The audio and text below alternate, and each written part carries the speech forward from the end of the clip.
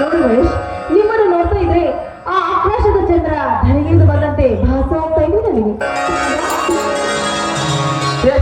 ನನಗೆ ಇದೆಲ್ಲ ಇಷ್ಟವಿಲ್ಲ, ನೀನು ದೂರ ನಿಲ್ಲು.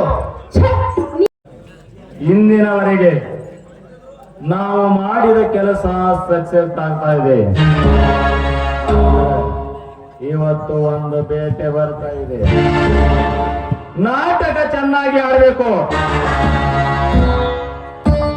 ನೋಡಿ ನಾಗೇಶ್, ಇಲ್ಲಿವರೆಗೂ ನೀವು ಹೇಳಿದಾಗೆ ಕೇಳಿದೆ. ನನ್ನ ದೇಹವನ್ನು ಕೂಡ ನಿಮಗೆ ಅರ್ಪಿಸಿದೆ. ಈ ದಾಸ್ತಿಯನ್ನ ಯಾವತ್ತೂ ಕೈಗೊಡುವುದಿಲ್ಲ ತಾನೆ? ಎಂತ ಮಾತು ಹೇಳ್ತೀಯ ಕವಿತಾ? ಏನನ್ನ ಪ್ರಾಣ ಹೋದರೂ ಸರಿ, ಈ ನಾಗೇಶ ಗೌಡ ನಿನ್ನ ಕೈ ಎಂದಿಗೂ ಬಿಡೋದಿಲ್ಲ. ಕವಿತಾ, ಬೇಟೆ ಬರ್ತಾ ಇದೆ, ನೀನು ಒಳಗಡೆ ನಡಿ. ಸರಿ, ಹಾಗೆ ಆಗ್ಲಿ.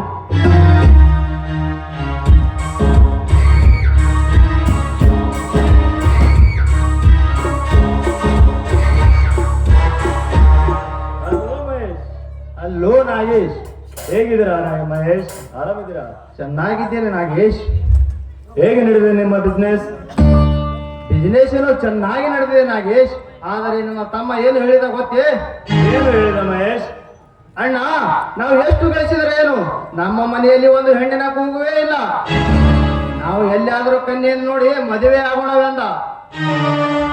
ಆಗಲಿ ತಮ್ಮ, ನಮ್ಮ ಮನೆತನಕ್ಕೆ ತಕ್ಕಂತೆ ಶ್ರೀಮಂತರ ಮನೆಯ ಕನ್ಯೆ ನೋಡಿ ಸಾಕಷ್ಟು ವರದಕ್ಷಿಣೆ ತೆಗೆದುಕೊಂಡು ಮದುವೆ ಆಗೋಣವೆಂದೆ.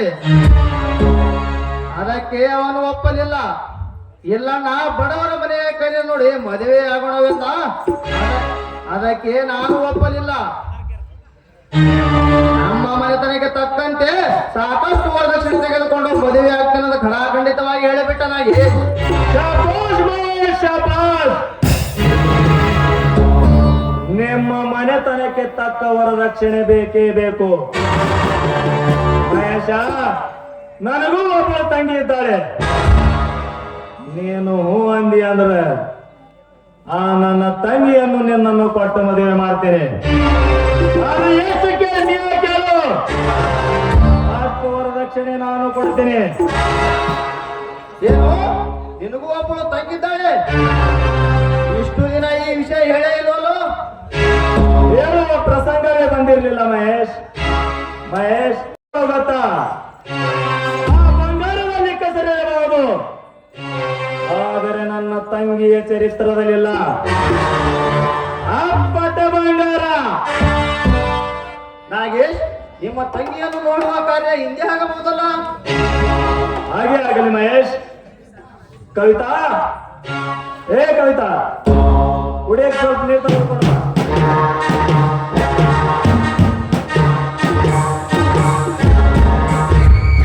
ತೆಗೆದುಕೊಂಡ. Kavita, meet my friend Mahesh. Hello Kavita.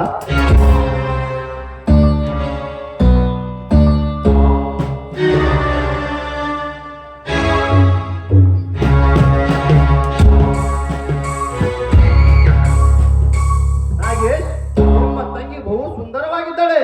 ಸಂಗೀತವೇನಾದರೂ ಕಲಿತಿರೋಳೆ? ಕಲಿತಿದ್ದಾಳೆ Mahesh.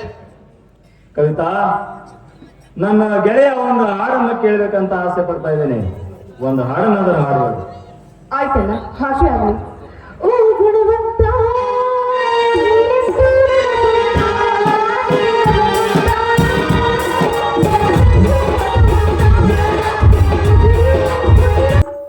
Nagesh, ನಿಮ್ಮ ತಂಗಿಯನ್ನು ಮದುವೆ ಆಗಲು ನನ್ನ ಒಪ್ಪಿಗೆ ಇದೆ. ನೀವು ವಿಚಾರ ಮಾಡಿಕೊಳ್ಳಿ, ಆಮೇಲೆ ನಿಶ್ಚಯ ಕಾರ್ಯವನ್ನು ಇಟ್ಟುಕೊಳ್ಳೋಣ. ಹಾಗೆ ಆಗಲಿ ಮಹೇಶ್. ನೀನು ಯಾವಾಗ ಹೇಳ್ತೀಯ ಹೇಳು, ಆವಾಗ ಕೊಟ್ಟು ಮದುವೆ ಮಾಡಿಬಿಡ್ತೀನಿ. ನೀನು ಎಷ್ಟು ಕೇಳ್ತೀಯ ಕೇಳು. ಬಂಗಾರ, ರೊಕ್ಕ, ರೂಪಾಯಿ ಎಲ್ಲ ಕೊಟ್ಟು ನನ್ನ ತಂಗಿಯನ್ನು ನಿನ್ನ ಕೈಯಾರು ಒಪ್ಪಿಸಿಬಿಡ್ತೀನಿ. ಹಾಗೆ ಆಗಲಿ ನಾಗೇಶ್, ಮುಂದಿನ ವಾರದಲ್ಲಿ ಮದುವೆ ಫಿಕ್ಸ್ ಮಾಡೇ ಬಿಡೋಣ. ಆಯ್ತು ಮಹೇಶ್. ಕವಿತಾ, ನಂಗೆ ಸ್ವಲ್ಪ ಅರ್ಜೆಂಟ್ ಕೆಲಸ ಇದೆ, ನಾನು ಹೋಗಿ ಬರ್ತೀನಿ. ಆಯ್ತಲ್ಲ, ಹೋಗುವ.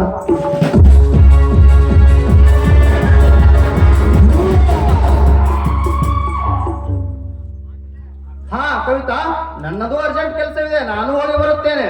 ಅಯ್ಯೋ, ಯಾವಾಗ ನೋಡಿದ್ರು ಬರೀ ಕೆಲಸನೇ ಆಗ್ತಿರಲ್ಲ. ಈ ಗಂಡಸರ ಚಟನೇ ಹೀಗೆ. ಅದು ಹಾಗಲ್ಲ ಕವಿತಾ, ನನ್ನ ತಮ್ಮನ ಮದುವೆ ಬಗ್ಗೆ ನಾನು ವಿಚಾರ ಮಾಡಲೇಬೇಕು. ಆದ್ರೇನು, ನನಗಿಂತ ನಿಮ್ಮ ತಮ್ಮನೇ ಹೆಚ್ಚಾದ್ರೇನು? ಹೀಗಿದ್ದೇನು ಮದುವೆ ಯಾಕೆ ಮಾಡ್ಕೋತೀರಾ? ನೋಡು ಕವಿತಾ, ಪ್ರೀತಿ ಮಾಡಬೇಕೆಂದು ಮಾಡುವುದಿಲ್ಲ, ಅದು ಹೃದಯದಿಂದ ತಾನೇ ಉತ್ಪತ್ತಿ ಆಗಬೇಕು. ಇಷ್ಟೊಂದು ತಿಳ್ಕೊಳ್ಳೋರು ನನ್ನಿಂದ ಯಾಕೆ ದೂರ ಆಗ್ತಾ ಇದ್ದೀರಾ? ನೋಡು ಕವಿತಾ, ದೂರ ಇದ್ದಷ್ಟು ಪ್ರೀತಿ ಹೆಚ್ಚುತ್ತದೆ. ನಾವು ದೂರವಿರಬೇಕು. ದೂರ ದೂರ ಅಂತ ಎಷ್ಟು ದೂರ ಇರಬೇಕು ಮಹೇಶ್? ಆದಷ್ಟು ಬೇಗ ನಾವಿಬ್ರು ಮದ್ವೆ ಆಗ್ಲೇಬೇಕು. ನಾನು ಅದನ್ನೇ ಹೇಳುತ್ತಿರುವೆ ನನ್ನ ಚಿನ್ನ. ನೋಡು ಮಹೇಶ್, ನಿಮ್ಮನ್ನು ನೋಡ್ತಾ ಇದ್ರೆ ಆ ಆಕಾಶದ ಚಂದ್ರ ಧರೆಗಿಳಿದು ಬಂದಂತೆ ಭಾಸ ಹೋಗ್ತಾ ಇದೆ ನನಗೆ. ಛೇ, ಛೇ, ನನಗೆ ಇದೆಲ್ಲ ಇಷ್ಟವಿಲ್ಲ. ನೀನು ದೂರ ನಿಲ್ಲು. ಛೆ, ನೀನು ಒಬ್ಬ ಗಂಡ್ಸ. ಪ್ರೀತಿ ಮಾಡೋರ್ಗೆ ಇದೆಲ್ಲ ಕಾಮನ್. ಅದಕ್ಕೆ ನಿಜವಾದ ಪ್ರೀತಿ ಅನ್ನೋದಿಲ್ಲ ಕವಿತಾ. ಮದುವೆಗಿಂತ ಮೊದಲು ಮಾಡಿದ ಪ್ರೀತಿ ಮದುವೆ ಆದ ಮೇಲೆ ಅಷ್ಟು ರುಚಿ ಇರುವುದಿಲ್ಲ. ಏನೋ ಪ್ರೇಮನ್ನಾಗಿ ಒಂದು ಹಾಡು ಹಾಡು ಹೇಳು ಸಾಕಷ್ಟೇ. ಅದೇ ಆಗ್ಲಿ.